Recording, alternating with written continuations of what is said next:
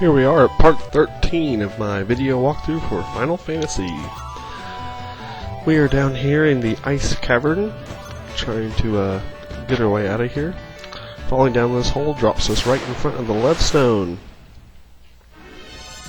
which is guarded by an evil eye. Look at it. Look at that eye. It looks maniacal, like it would steal ice cream from children.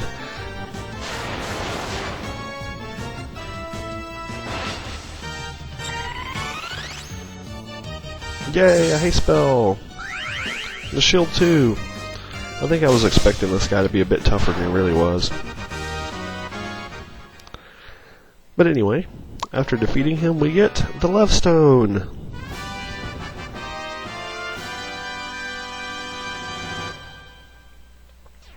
Yay! But the challenge of the ice cavern deepens further. We have to fight our ways out. No exit spell, no warping out, no little fancy telepads. No, we have to walk back out. Fortunately, it's not quite as far as we came in. We just have to go a little bit past that room and then up these stairs. Woohoo! We survived. I truly think that is the hardest dungeon. After defeating the ice cavern, everything should be downhill from now.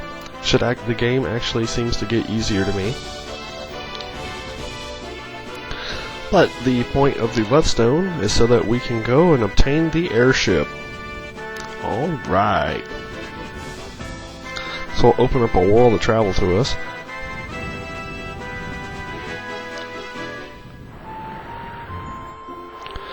And time to start sailing.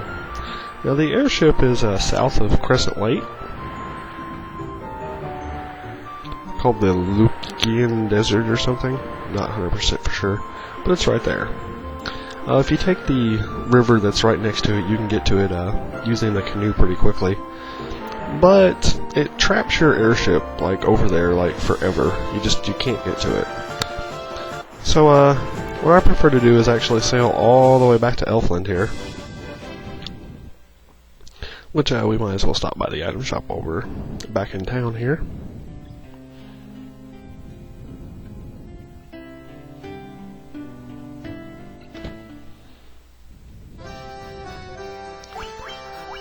Sell off some of the stuff that we don't need, buy ourselves some more potions and whatnot.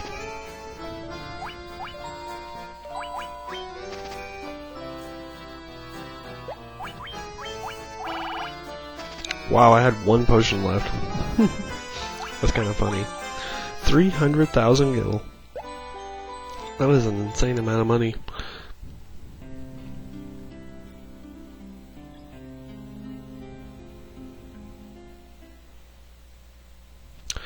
Alright, anyway. Traveling east of Elfheim here. There's a little river. And if we get on this river, we can sail all the way to the desert that has the airship in it. So that way our boat is docked in Elfheim and we still have access to our ship. Since we just carry the canoe with us anyway. Oh, it's a random fight on the water. Well, that fight looks kind of dangerous, but not too terribly bad.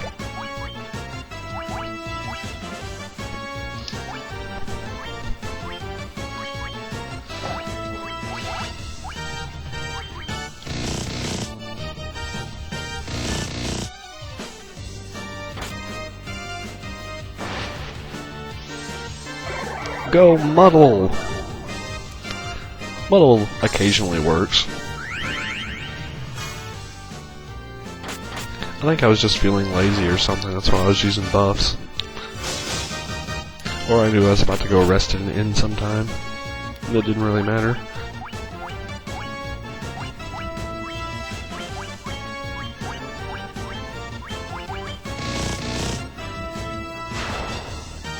Go bake! Ooh, 245 with the ice sword.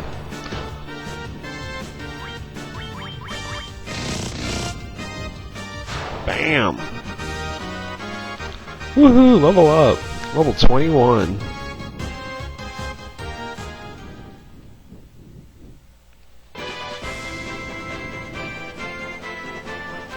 Moving on here.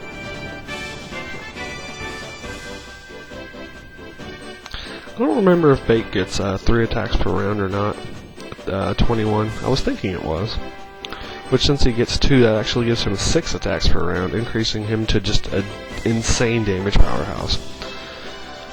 But walking into the middle of this desert, we have to go to key items and actually use the love stone.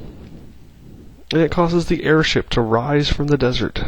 Lycion, that's the name of it.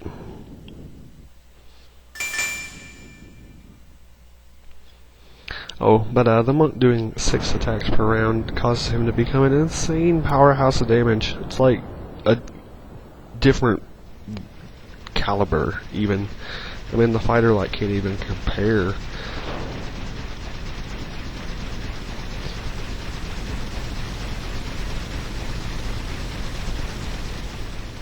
But anyway, there's our fancy airship.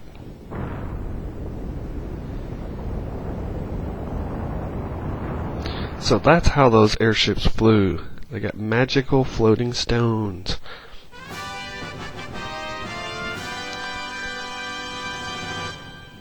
Or maybe it's just all the blades on the top. But anyway, it doesn't really matter. Let's just get on it and ride it around. Woohoo!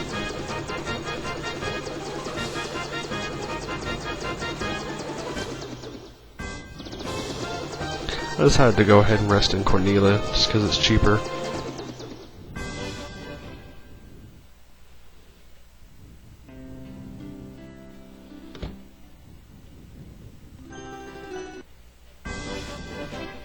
Alright, after resting up and saving, let's go get on our boat. Now where we're headed now is the Castle of Trials, which if we sail straight south from Elfheim, it's a pretty short sail. Now, if you go to take your airship to come down here, which I think is what you're intended to do, you have to walk a really, really long way to get to that castle, because there's nowhere to dock your airship at. But if you take the boat and the canoe, you have a pretty short walk. So that's why I opt to keep my little boat around and keep it handy. And here is the Citadel of Trials.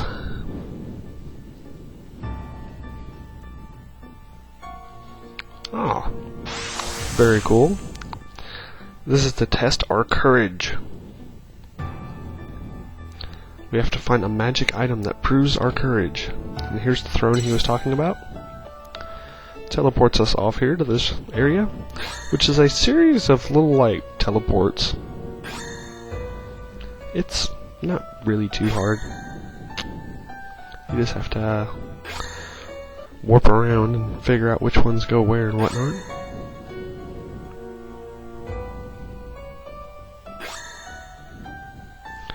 But this is when the start of the balance of power begins to shift and our characters start to become super powerful.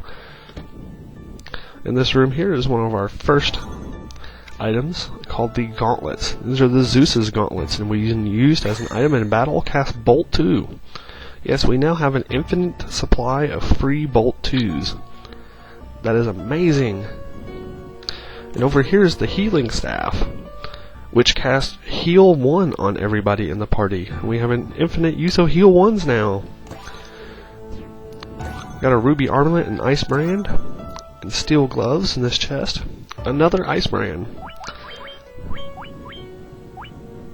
Steel gloves are a bit of a downgrade, but the new ice brand is a good upgrade for red. Plus, he can use the ruby bracelet or ruby armlet, giving him a 28 defense. Alright.